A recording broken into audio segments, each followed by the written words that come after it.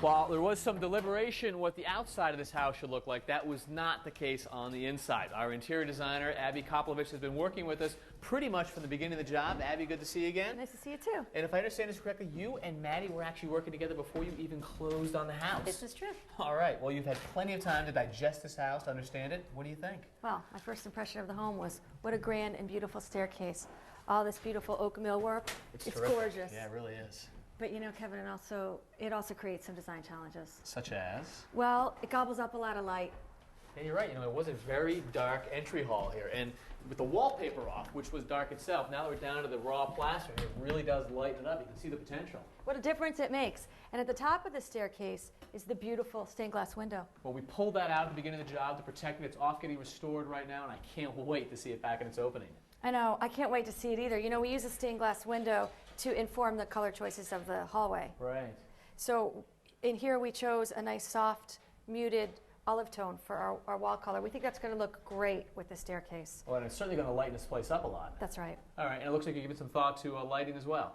Yes, I have a beautiful candelabra sconce, which we're going to put one here and one further up the staircase. And what a candelabra sconce does is it adds a beautiful, beautiful, soft, flickering light, sort of like candlelight. So just an accent. That's right. Got it. We also decided to lighten up this staircase with the use of a runner. And originally we decided on a very light colored runner because it really did look lovely. But the thought of two boys and some pets running up and down it made us darken our color a bit, but still matches the paint and the stained glass window as well. All right, well, it's got to pass the kid test. Exactly. So if the challenge here in the front entry hall was to sort of lighten it up, what was the challenge here in what used to be the parlor in the front of the house? Well, we wanted to do two things in this room, which actually, Kevin, we're calling the living room now. Mm-hmm.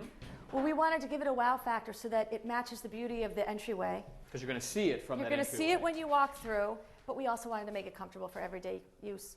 And I suspect you wanted to lighten up as well. I mean, this is a very deep, dark red, and we've got the stained wood here.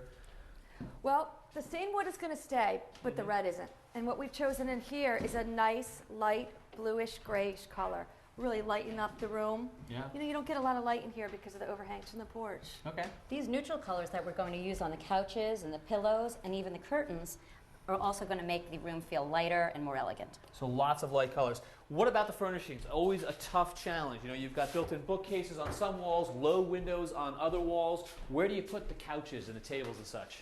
Well, actually, Kevin, you're standing on top of one of the love seats. Oh, so you've got them taped out here. So it looks like a love seat.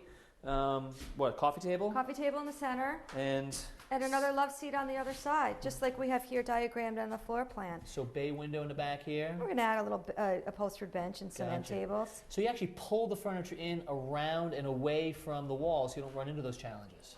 Exactly. We're going to float the furniture in the middle of the room. Great. Good tip. And I like using the tape, too. Abby's taping saved us actually a lot of probably money and time in the long run. We had planned initially on using 84-inch couches,